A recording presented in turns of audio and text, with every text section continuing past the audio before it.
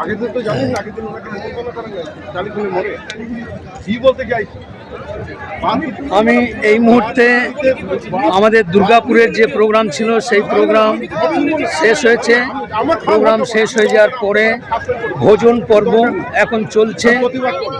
প্রত্যেকটা বিধানসভার জন্য আলাদা আলাদা স্টল করা হয়েছে। সেই স্টলের সামনে সমস্ত মণ্ডলের পদাধিকারী, জেলার পদাধিকারী, শক্তি কেন্দ্রের প্রমুখ সবাই এখানে সারিবদ্ধভাবে লাইন দিয়ে তারা তাদের ভোজন নিচ্ছেন। ভোজন নেওয়ার পর সব নিজ নিজ গন্তব্যস্থলে আমরা পৌঁছে যাব।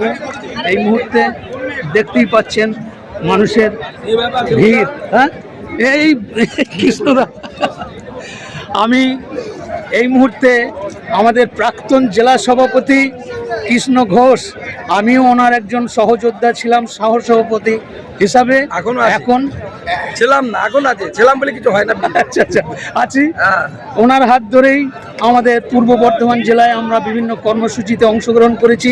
তো আমিও অনুরোধ করব, উনি তো এখন এই মুহূর্তে ভোজনে ব্যস্ত, এই ভোজন করতে করতেই দু চার কথা আমি ওনার থেকে শুনতে চাই।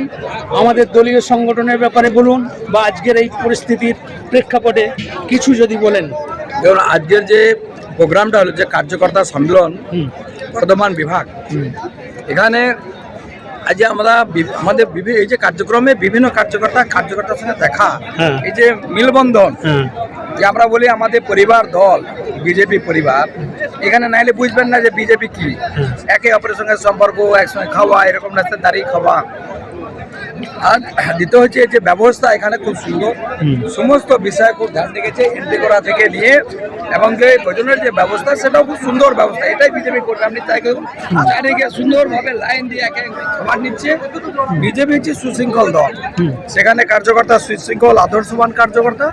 আর এই কার্যকর্তায় আগামী 26 এই মমতা সরকারের বিশ্বজোর দেবে, এটা নিশ্চিত। অসংখ্য ধন্যবাদ আমাদের শ্রদ্ধেয় কৃষ্ণদাকে।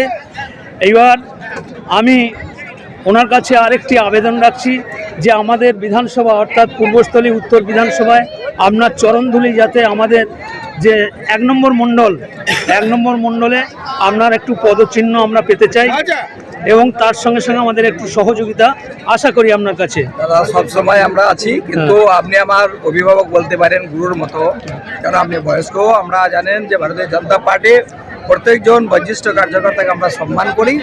আপনার কথা অবশ্যই রাখবো, যাবো অবশ্যই। পার্টি একটা সিস্টেমে চলে, সেটাকে আমাদের লক্ষ্য রেখে চলতে হবে, সবাই মিলে একসঙ্গে কাজ করতে হবে। আমার এই চ্যানেলটার নাম হচ্ছে ডি ইন্ডিয়া শর্টস। ইউটিউব খুলবেন, ডি ইন্ডিয়া শর্টস। আর একটা আছে D India big video. D India big ভিডিওয়ে মূলত আমি যে বিভিন্ন জায়গায় বিজেপির মঞ্চে বক্তব্য রাখি, সেই বক্তব্যের প্রচুর